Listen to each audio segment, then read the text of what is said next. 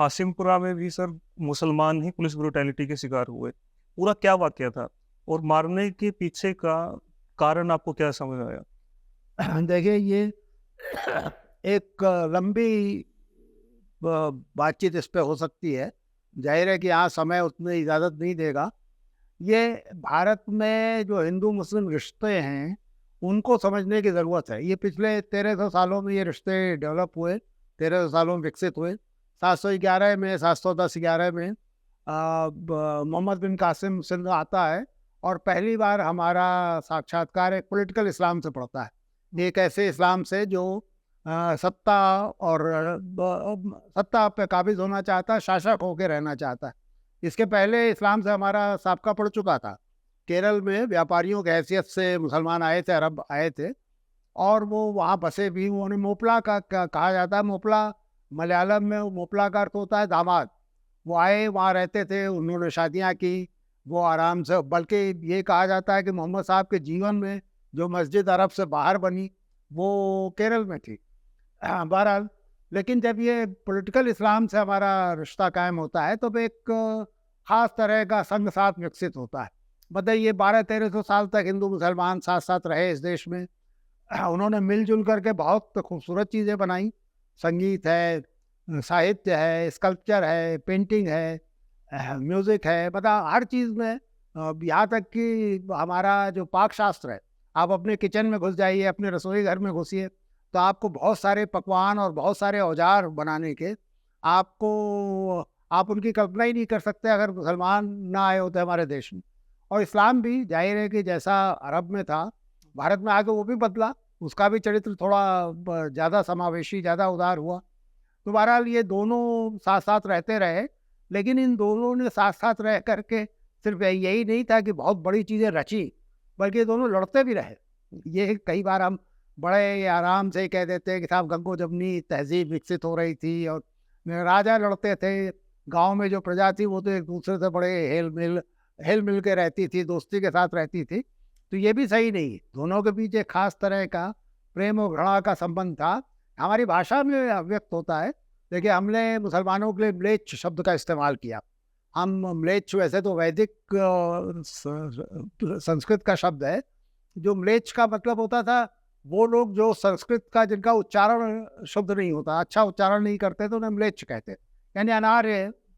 और वो म्लेच्छ फिर बाद में जाके उसका अर्थ बदला, उसका मतलब गंदा, जो खराब, मतलब अखाद्य चीज़ों को खाने वाला, इस तरह की चीज़ों के साथ हमने म्लेच्छ जोड़ा और मुसलमानों के लिए म्लेच्छ शब्द का इस्तेमाल किया। उसी तरह मुसलमानों ने हमारे लिए क्या किया। आप देखिए, हिंदू शब्द हम में से बहुत कम लोग जानते होंगे कि अरबी में, तुर्की में और बाद में उर्दू के शब्दकोशों में भी हिंदू शब्द का अर्थ था चोर, उचक्का, रहज़न, स्याफाम यानी काले रंग का, छोटे कद का। ये हिंदू शब्द का अर्थ था। तो दोनों की भाषा में इस तरह के प्रयोग होते रहे और दोनों एक दूसरे से मतलब वो प्रेम और घृणा का संबंध रखते रहे। मतलब ऐसा संग साथ आपने दुनिया में कहीं नहीं देखा हो, ऐसा पड़ोस जहाँ लोग एक दूसरे के साथ खाना नहीं बैठ के खा सकते थे, या एक दूसरे के परिवारों में शादियाँ नहीं कर सकते थे। तो ये खास तरह का रिश्ता था, ये चलता रहा। इसकी एक परिणति हुई 1947 में। आप देखिए, इस देश का विभाजन हुआ। ये कहा गया कि साहब हिंदू और मुसलमान दो अलग नेशन हैं, दो अलग कौमें हैं, ये साथ नहीं रह सकते। ये गलत साबित हुआ, क्योंकि हमारे जो राजनेता थे भारत में, गांधी जी थे, जवाहरलाल नेहरू थे, सरदार पटेल थे, मौलाना आज़ाद थे, मतलब जो हमारा नेतृत्व था, राष्ट्रीय नेतृत्व, उसने इसे नकार दिया। उसने कहा नहीं नहीं, हिंदू मुसलमान दो अलग नेशन नहीं है, साथ रह सकते हैं। और हमने एक संविधान बनाया, एक ऐसा संविधान बनाया जिसमें सबको बराबर का हक दिया इस देश पर। हिंदू मुसलमान दोनों एक ही जैसे नागरिक माने गए। और ये शुरुआती सालों में आप पाएंगे कि कोशिशें भी बड़ी गंभीर हुई कि ये रिश्ते बेहतर हों और ये जो मतभेद है और जो दूरियां हैं ये ख़त्म हो। लेकिन दुर्भाग्य से ऐसा हुआ नहीं। हम लगातार, खासतौर से 1961 में जबलपुर में पहला दंगा हुआ, सांप्रदायिक दंगा आज़ादी के बाद। 1961 के बाद आप लगातार पाएंगे कि दंगों की एक श्रृंखला चलती है और बड़े बड़े दंगे जिसमें सैकड़ों लोगों की हत्याएं हुई हों, सैकड़ों लोग मारे गए हों, इस देश में देखा।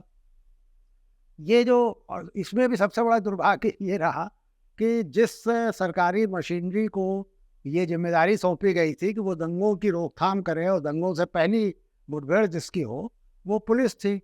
पुलिस भी बदकिस्मती से, और वो 1961 से हो रहा है, ये जबलपुर के दंगों से हो रहा है कि पुलिस ज़्यादातर दंगों में, बहुत अपवाद आपको कम अपवाद मिलेंगे, ज़्यादातर दंगों में उसका रोल पार्टीजन था, पक्षपातपूर्ण था।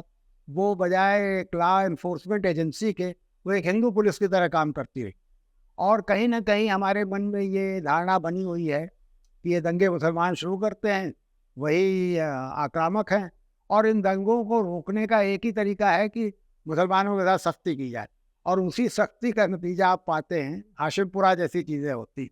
हाशिमपुरा में जिस पीएसी की टुकड़ी ने 41 मुसलमानों को अपने घरों से उठाया, उन्हें ला करके गाज़ियाबाद के 2 इलाकों में 2 नहरों पर ला के उन्हें मारा।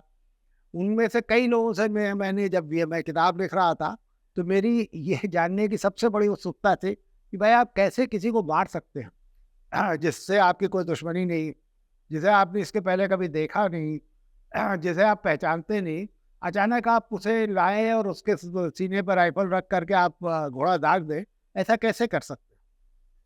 मुझे बड़ी कई बार तो मैं अंदर से काँप हिल जाता था, जब उन लोगों से मेरी बात होती थी, ख़ास तौर से सुरेंद्रपाल सिंह जो इस टुकड़ी का कमांडर था, प्लेटून कमांडर था, उससे जब बात होती थी मेरी, तो मुझे तब एहसास होता था कितने गहरे ये प्रेजुडिस हमारे दिलों में भरी हुई है कि मुसलमान जो है वो गंदा है, म्लेच्छ है, पाकिस्तानी है, देशद्रोही है। वो ज़िम्मेदार है किसी भी तरह की हिंसा अगर हमारे समाज में हो रही है, और इस हिंसा से मुकाबला करने का एक ही तरीका है कि उसको ऐसा सबक सिखाया जाए कि उसकी आने वाली पीढ़ियाँ उसे याद करके थर्रा जाएँ। और यही उन्होंने किया। आप देखिए जो 41 लोग मारे गए, उनके सिलेक्शन का क्राइटेरिया क्या था? किन कारणों से वो चुने गए? वो सभी नौजवान थे, हट्टे-कट्टे थे, अपनी कम्युनिटी की ताकत थे। तो उस कम्युनिटी को सबक सिखाने के लिए और उसकी ताकत तोड़ने के लिए इससे बढ़िया क्या तरीका था कि आप उन्हें मार दीजिए और कम्युनिटी उससे थर्रा जाए और भविष्य में दंगे ना करे। ये सोच गलत है। और मैंने तो सुरेंद्रपाल सिंह से कई बार कहा कि भाई तुम पुलिस वाले थे जब ये दंगे शुरू हुए थे मेरठ के, तो तुम किसी भी थाने में जाके पता लगा सकते थे कितने हिंदू मर रहे हैं, कितने मुसलमान मर रहे हैं, और कैसे ये दंगा हो रहा है, कौन इनिशिएटिव ले रहा है। तुम्हें खुद ही पता चल जाता है कि चीज़ें वही नहीं थी जो तुम्हारे दिमाग में भरी हुई थी, है ना। दोनों तरफ के लोग मरे थे, हिंदू भी मरे थे, मुसलमान भी मरे थे, लेकिन मुसलमान ज़्यादा मरे थे शुरू से ही। तो ये कैसे तुमने मान लिया कि भाई मुसलमान हमला कर रहा है? अगर मुसलमान हमला करता तो ज़्यादा हिंदू मरते। बहरहाल ये फिर एक लंबी बहस में हम पड़ जाएँगे। मेरा ये जो हाशिमपुरा आपने सवाल पूछा, उसका एक ही जवाब है कि हाशिमपुरा जैसी घटनाएँ सिर्फ़ इसलिए होती हैं कि हम बावजूद इसके कि हमारा संविधान धर्मनिरपेक्ष है, धर्मनिरपेक्ष समाज की कल्पना करता है, धर्मनिरपेक्ष राज्य की कल्पना करता है, लेकिन राज्य अभी तक हमारा पूरी तरह से धर्मनिरपेक्ष नहीं हो पाया। राज्य की एजेंसियाँ, ख़ास तौर से जो हमारी शिक्षा है, हमारा जो लॉ एनफोर्समेंट की एजेंसियाँ हैं, पुलिस और सेंट्रल जो ऑर्गेनाइजेशंस हैं, हमारी अदालतें, इन सब के मन में कहीं न कहीं ये प्रेजुडिसेस अभी भरी हुई हैं। और ये एक लंबी प्रक्रिया, मुझे लगता है एक लंबे दौर तक और लगातार कोशिश करनी पड़ेगी, तभी हम इससे मुक्त भी हो पाएँगे।